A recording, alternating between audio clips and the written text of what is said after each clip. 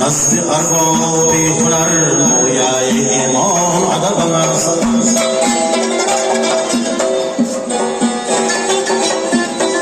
نزد ارباب هنر مایه ایمان ادب است.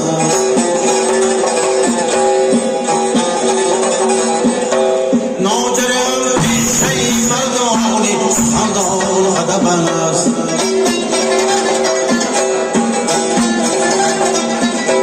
ناجرم پیشه مردانی سخندان ادب است.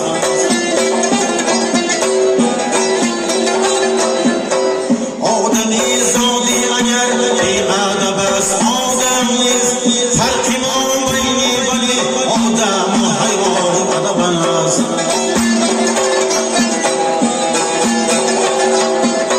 فرقی ما بینی ولی آدم و حیوان ادب است.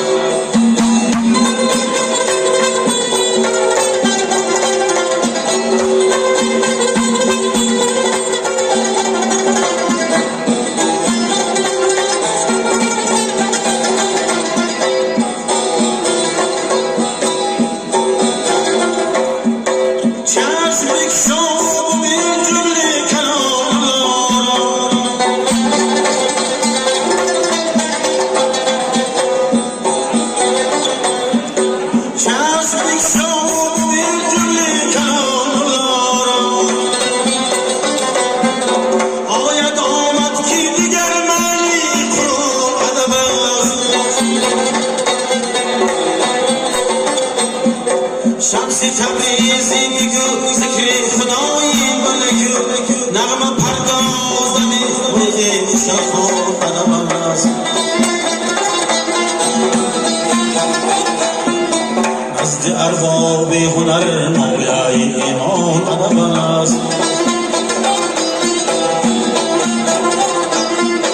ناجرم پیشه مردان سخندان ادب است.